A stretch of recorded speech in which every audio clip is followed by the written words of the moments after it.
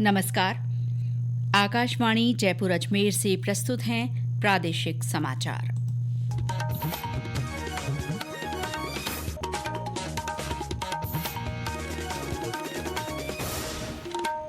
मुख्य समाचार। 16वीं राज्य विधानसभा का बजट सत्र राज्यपाल हरिभाऊ बागड़े के अभिभाषण के साथ शुरू हुआ। राज्यपाल ने कहा, सरकार की योजनाओं से समाज के हर वर्ग का विकास हुआ। सत्ता पक्ष ने कहा, मौजूदा राज्य सरकार पर 1 साल के कार्यकाल में विपक्ष का कोई आरोप नहीं। वहीं विपक्ष ने सदन में जनता से जुड़े मुद्दों पर चर्चा की मांग की। संसद का बजट सत्र शुरू। राष्ट्रपति द्रौपदी मुर्मू ने संयुक्त बैठक में कहा, भारत दुनिया में आर्थिक, सामाजिक और राजनीतिक स्थिरता का उदाहरण पेश कर रहा है। लोकसभा में आज पेश आर्थिक सर्वेक्षण में देश के वास्तविक सकल घरेलू उत्पाद जीडीपी में 6.4% की बढ़ोतरी का अनुमान। केंद्रीय बजट कल। और महाकुंभ में वसंत पंचमी पर तीसरे अमृत स्नान के लिए 0 एरर व्यवस्था सुनिश्चित करने के निर्देश।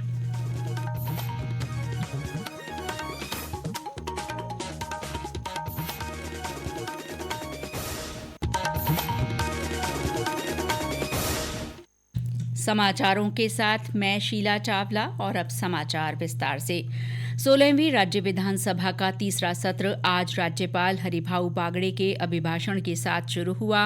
राज्यपाल ने मोदी सरकार के नेतृत्व की सराहना करते हुए देश में हुए बदलावों की चर्चा की। अपने अभिभाषण में राज्यपाल ने राज्य सरकार के पिछले 1 वर्ष के कामकाज का ब्यौरा पेश किया। उन्होंने सरकार की कई उपलब्धियों का जिक्र करते हुए कहा कि इससे समाज के हर वर्ग का विकास हुआ है। राज्यपाल ने कहा कि सरकार युवाओं, किसानों और महिलाओं तथा बाल विकास के क्षेत्र में लगातार काम कर रही है। उन्होंने कहा कि प्रदेश में स्वास्थ्य सेवाओं को मजबूत बनाना राज्य सरकार की सर्वोच्च प्राथमिकता है। हाल ही में हुए rising Rajasthan global investment summit के लिए श्री बागड़े ने कहा कि ये राजस्थान के औद्योगिक और आर्थिक विकास में मील का पत्थर साबित होगा। उन्होंने पूर्ववर्ती गहलोत सरकार पर निशाना साधते हुए कहा कि जल जीवन मिशन घोटाले और पेपर लीक की घटनाओं से राजस्थान की साख काफी खराब हुई है। ईआरसीपी परियोजना को पिछली सरकार ने अटकाने का काम किया। हमारी सरकार वादों पर नहीं बल्कि काम करने पे विश्वास रखती है। ईस्टर्न राजस्थान कैनाल प्रोजेक्ट के यहाँ सिद्ध किया है कि श्रीमती वसुंधरा राजे के नेतृत्व में तत्कालीन राज्य सरकार ने पहली बार इस योजना को माध्यम से पूर्वी राजस्थान के सरसब्ज बनाने का महत्वाकांक्षी विजन प्रस्तुत किया है। दुर्भाग्य से विगत सरकार के समय राजनीतिक लाभ के कारण इस परियोजना को अटकाया जाता था। हमारी सरकार ने इसे रामजल सेतु लिंक परियोजना, संशोधित पार्वती काली सिंह चंबल परियोजना के रूप में धरातल पर क्रियान्वित करने की दिशा में मजबूत पहल की। राज्यपाल के अभिभाषण के दौरान प्रदेश कांग्रेस अध्यक्ष गोविंद सिंह डोटासरा ने कहा कि सरकार बैठकें नहीं करती। इस पर राज्यपाल ने उन्हें तीखे अंदाज में जवाब देते हुए कहा कि जनजाति हितों से जुड़ी बैठक करना उनकी जिम्मेदारी है और वे इसे पूरा करेंगे। कांग्रेस विधायक मुकेश भाकर का विधानसभा से निलंबन आज समाप्त कर दिया गया। मुख्य सचेतक जोगेश्वर गर्ग ने इसका प्रस्ताव रखा, जिसे सदन ने मंजूर कर लिया। राज्यपाल के अभिभाषण के बाद सदन में आज ज्यादा कामकाज नहीं हुआ। राज्यपाल से मंजूरी के लिए विधेयकों और 3 अध्यादेशों को सदन के पटल पर रखा गया। इसके बाद सदन की कार्रवाई 3 फरवरी तक के लिए स्थगित कर दी गई। विधानसभा का बजट सत्र 2 चरणों में होगा। आज से शुरू हुआ पहला चरण 7 फरवरी को समाप्त होगा, वहीं दूसरा चरण 19 फरवरी से शुरू होगा। इसी दिन राज्य का बजट पेश किया जाएगा। संसदीय कार्य मंत्री जोगाराम पटेल ने मीडिया से बातचीत में कहा कि राज्यपाल ने अपने अभिभाषण में सरकार की नीतियों और विजन को सदन के पटल पर रखा है। मौजूदा राज्य सरकार के कार्यकाल में विपक्ष ने कोई आरोप नहीं लगाया है। ये सरकार के लिए गर्व की बात है। ये पहला अवसर है, एक साल के कार्यकाल के उपरांत एक भी आरोप कांग्रेस या विपक्ष के किसी साथी ने नहीं लगाया। ये पहला अवसर है, राज्यपाल का अभिभाषण पूर्ण शांति तरीके से मर्यादित आचरण के साथ पढ़ा गया और ये पहला अवसर है, अभिभाषण पूरा का पूरा माननीय राज्यपाल ने पूरे गर्व के साथ पढ़ा, पूरे स्पष्ट शब्दों के साथ पढ़ा और पूरी आक्रामकता के साथ पढ़ा। ये पहला अवसर है राजस्थान में जब एक साल के कार्यकाल में 3 विषयों पर राजस्थान प्रदेश में प्रथम स्थान पर आया। नेता प्रतिपक्ष टीकाराम जूली ने पत्रकारों से बातचीत में कहा कि सदन में जनता से जुड़े मुद्दों पर चर्चा होनी चाहिए। श्री जूली ने कहा कि सरकार की कथनी और करनी में अंतर है। पेपर लीक के लिए बहुत बड़ी बड़ी बातें की गई, लेकिन एक साल में रिजल्ट क्या आया वो नहीं बताया गया और सिर्फ बड़ी बड़ी बातें ये लोग कर रहे हैं। तो आप देख लीजिए इनकी विधानसभा के अंदर इनके भाषण और राज्यपाल का अभिभाषण, इसके अंदर ही अंतर है। बच्चियां जो स्कूलों के अंदर जाती थी, चाहे वो 5वीं तक हो चाहे 8वीं तक हो, उनकी संख्या घटी है। लगातार स्कूलों का बंद करने का काम इन लोगों ने किया है। राष्ट्रपति द्रौपदी मुर्मू ने कहा है कि भारत दुनिया भर में आर्थिक, सामाजिक और राजनीतिक स्थिरता के मजबूत स्तंभ के रूप में उदाहरण पेश कर रहा है। राष्ट्रपति ने आज संसद भवन में लोकसभा और राज्यसभा की संयुक्त बैठक को संबोधित करते हुए विश्वास व्यक्त किया कि वर्ष 2047 तक देश की भावी पीढ़ियां निश्चित रूप से एक विकसित, सुदृढ़, सक्षम और समृद्ध भारत बनकर उभरेंगी। राष्ट्रपति ने कहा कि सरकार देश के विकास और लोगों के कल्याण के लिए अभूतपूर्व गति से काम कर रही है। उन्होंने कहा कि बजट में पूंजी व्यय 11 लाख करोड़ रुपए रखा गया, जो एक रिकॉर्ड है। श्रीमती मुर्मू ने कहा कि 10 साल पहले ये मात्र 2 लाख करोड़ रुपए था। देश में मजबूत ढांचा बनाने के लिए किए गए उपायों पर प्रकाश डालते हुए उन्होंने कहा कि देश मेक इन इंडिया से आगे बढ़कर मेक फॉर द वर्ल्ड की ओर बढ़ रहा है। इससे रोजगार के अवसर सृजित हो रहे हैं। श्रीमती मुर्मू ने कहा कि देश भर में 3 करोड़ और परिवारों को मकान उपलब्ध कराने के लिए प्रधानमंत्री आवास योजना के विस्तार का फैसला लिया गया है। प्रधानमंत्री आवास योजना का विस्तार करते हुए 3 करोड़ अतिरिक्त परिवारों को नए घर देने का निर्णय लिया गया है। इसके लिए 5,36,000 करोड़ रुपया खर्च किए जाने की योजना है। जनजातीय समाज के 5 करोड़ लोगों के लिए धरती व जनजातीय ग्राम उत्कर्ष अभियान प्रारंभ हुआ है। इसके लिए 80,000 करोड़ रुपये का प्रावधान किया गया है। राष्ट्रपति ने कहा कि सरकार ने बेहतर स्वास्थ्य सेवाएं देने के साथ ही शिक्षा और रोजगार के नए अवसर पैदा करने के लिए बड़े पैमाने पर काम किया है। उन्होंने कहा कि सरकार महिला सशक्तिकरण के लिए नए दृष्टिकोण के साथ काम कर रही है।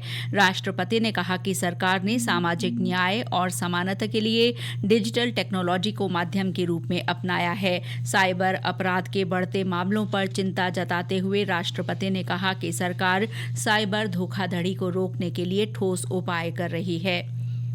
वित्त वर्ष 2025 में देश के वास्तविक सकल घरेलू उत्पाद में 6.4% की बढ़ोतरी का अनुमान है। वित्त वर्ष 2026 में ये वृद्धि 6.3 से 6.8% के बीच रहने की संभावना है। आज संसद के दोनों सदनों में वित्त मंत्री निर्मला सीतारमण की ओर से प्रस्तुत आर्थिक सर्वेक्षण में ये अनुमान लगाया गया है। सर्वेक्षण में इस बात पर प्रकाश डाला गया है कि घरेलू अर्थव्यवस्था की बुनियाद मजबूत बनी हुई है। वित्त मंत्री निर्मला सीतारमण कल सुबह 11 बजे लोकसभा में वित्तीय वर्ष 2025-26 का केंद्रीय बजट पेश करेंगी। वित्त मंत्री सीतारमण का ये लगातार 8वां बजट होगा। प्रधानमंत्री नरेंद्र मोदी ने विश्वास व्यक्त किया है कि संसद का बजट सत्र 2047 तक विकसित भारत के लक्ष्य को प्राप्त करने में नया आत्मविश्वास और ऊर्जा भरेगा। संसद के बजट सत्र की शुरुआत से पहले मीडिया को संबोधित करते हुए श्री मोदी ने कहा कि देश विकसित भारत के अपने संकल्प को पूरा करेगा। मैं विश्वास से कह सकता हूं कि 2047 जब आजादी के 100 साल होंगे, विकसित भारत का जो संकल्प देश ने लिया है, ये बजट एक नया विश्वास पैदा करेगा। ये समाचार आकाशवाणी जयपुर अजमेर से प्रसारित किए जा रहे हैं।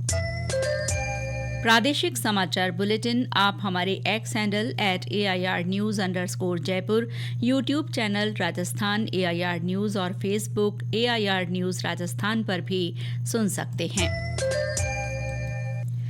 और अब महाकुंभ से जुड़े समाचार।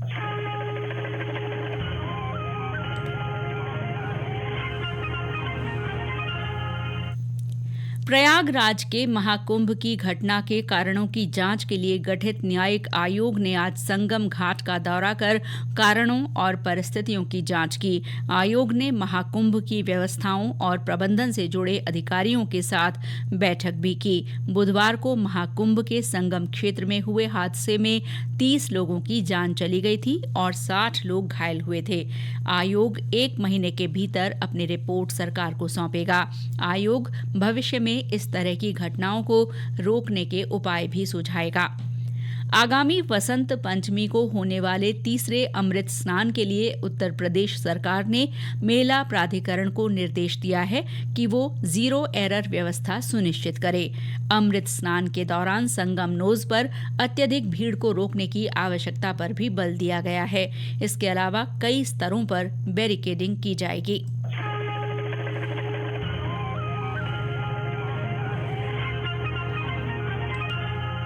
और अब मौसम। प्रदेश में सर्दी का असर थोड़ा कम होने से लोगों को राहत मिली है। आज बीकानेर, सीकर, जैसलमेर में सुबह देर तक कोहरा छाया रहा और दृश्यता काफी कम रही। मौसम विभाग के अनुसार सबसे कम 5.8 डिग्री सेल्सियस तापमान सीकर के फतेहपुर में रिकॉर्ड हुआ।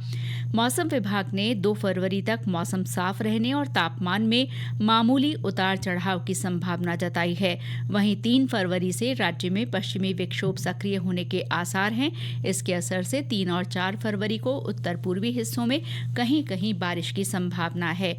और अंत में मुख्य समाचार एक बार फिर। 16वीं राज्य विधानसभा का बजट सत्र राज्यपाल हरिभाऊ बागड़े के अभिभाषण के साथ शुरू हुआ। राज्यपाल ने कहा कि सरकार के योजनाओं से समाज के हर वर्ग का विकास हुआ। विधानसभा में सत्ता पक्ष ने कहा, मौजूदा राज्य सरकार पर 1 साल के कार्यकाल में विपक्ष का कोई आरोप नहीं। वहीं विपक्ष ने सदन में जनता से जुड़े मुद्दों पर चर्चा की मांग की। संसद का बजट सत्र शुरू। राष्ट्रपति द्रौपदी मुर्मू ने संयुक्त बैठक में कहा, भारत दुनिया में आर्थिक, सामाजिक और राजनीतिक स्थिरता का उदाहरण पेश कर रहा है। लोकसभा में आज पेश आर्थिक सर्वेक्षण में देश के वास्तविक सकल घरेलू उत्पाद GDP में 6.4% की बढ़ोतरी का अनुमान। केंद्रीय बजट कल। और महाकुंभ में वसंत पंचमी पर तीसरे अमृत स्नान के लिए जीरो एरर व्यवस्था सुनिश्चित करने के निर्देश। इसके साथ ही प्रादेशिक समाचार बुलेटिन समाप्त हुआ। नमस्कार।